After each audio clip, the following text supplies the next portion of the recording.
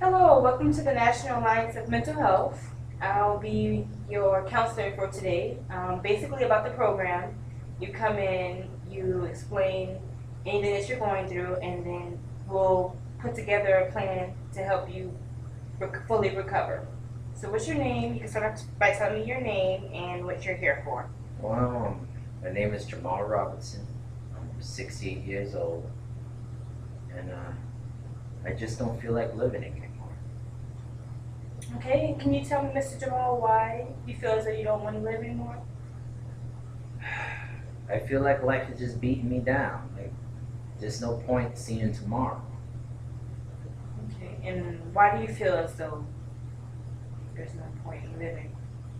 Well, my lovely wife Sarah, she's just not here anymore, and I just don't want to go through this world without her.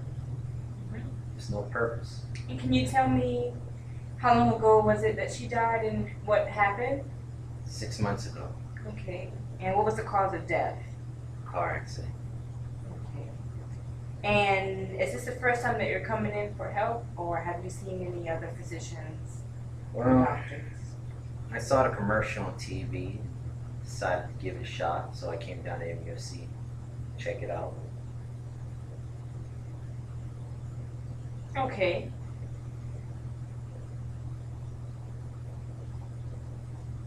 I'm glad that you came in. I can start off by saying that.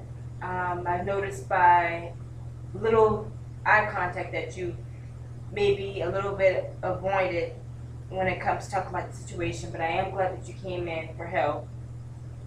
Can you tell me, are you feeling suicidal? I know that you're sad by your wife's death. Have you been in an attempt to try to harm yourself or others? Well, over the years, my neighborhood got kind of bad, and I bought a 45. Okay. I was thinking about using that to end it all. Okay. Have you loaded the gun? Have you, it's just been sitting beside you? Where do you keep it? Well, I keep it in a drawer, dresser drawer next to the head of the bed. Okay. Have there been any other attempts? No, I never made an attempt. Just think about it every day. Okay. Just think about maybe getting a garbage bag, wrapping it around my head, just pulling the trigger. Okay, so there's thoughts of suicide most definitely.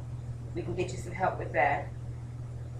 MUSC has a nice psychiatric ward that you could check into. They have inpatient that you can start off with when you actually come into the clinic and do the assessments. And then follow up, they have an outpatient where they actually come out and they work with you outside of the clinic. And there's 10 intensive therapy sessions that you can attend. So I can definitely refer you up there for that. Do you have a type of animal or pet that could keep you company, keep you going? I used to have a Interested? gold retriever, but he ended up dying 2 days ago. Crawled up under the house.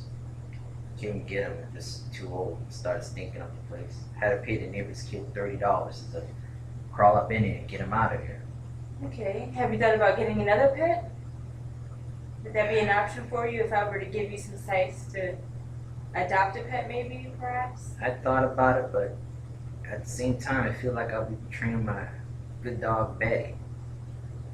Okay, so you feel that your old dog is irreplaceable and you wouldn't want to.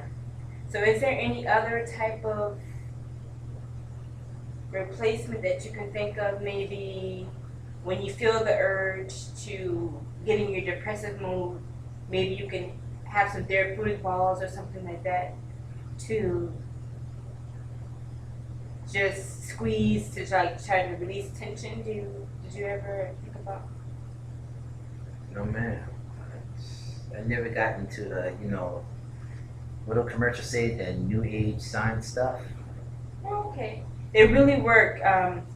If you feel the need to just release some tension, have you tried any breathing techniques maybe? Nah, once again, I don't do the East Asian stuff. I just stick to my King James Version Bible and usually set me straight. I'll listen to some gospel. Okay, so you're spiritual. I try to be. Okay, that's always good. With, I think that since you don't have a pet and you don't want to get another pet, do you think that maybe at least going outside at least 10 minutes a day, walk around the park or. Well, I used to go to the waterfront park to clear my mind, but I started thinking about Sarah because she used to go tag along with me. And I know that the makes me suicidal depressed. thoughts that would, that would probably be after you get some inpatient work assessment done first. And then maybe considering maybe going outside at least 10 minutes a day, even if you have to walk around the house just to get out the setting of being inside. I'd probably find something to do, but I don't know. The park is full of so many youngins these days. College kids skateboarding all over the place. Right. That'll bring back old memories. I definitely think that you need some individualized therapy first, dealing with the death of your wife, something that you didn't get before. We can get you some help with that. Like I said, the MUSC psychiatric can help with that. And then, do you feel comfortable with people who had a death of, like a grievance group? Are you comfortable with that? Actually being around a setting of people that experience the same as you? Well, my whole life, 60 years, company never bothered me. Okay, because they have tons of grieving groups that I think that can be beneficial for you. We can try that out if you want me to refer you to some in the local area. I have some of that.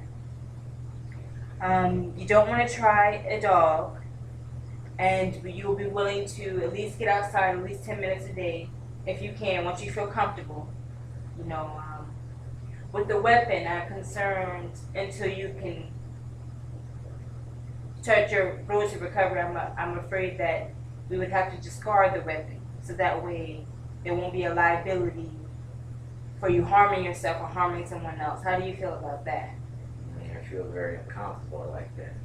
Neighborhood is not what it used to be. On a scale of 1 to 10, do you think that you can be able to have it in the house without harming yourself?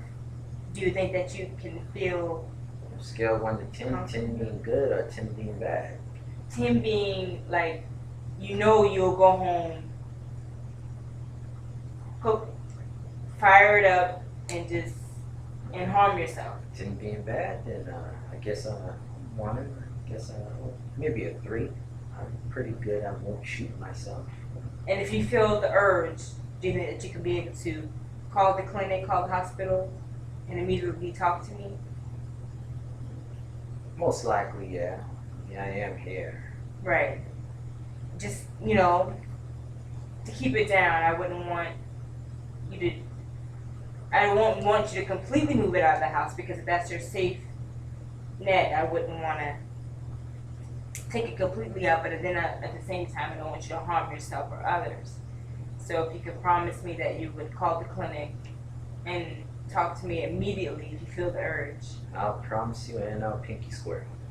Okay, I'll hold you up to that, and I can also do follow-up calls to you as well as being part of my job. It works both ways, and I feel that I'll be reliable if something were to happen, and you have my word. So you said you're willing to go to grievance groups for the loss of your wife and be around people for that.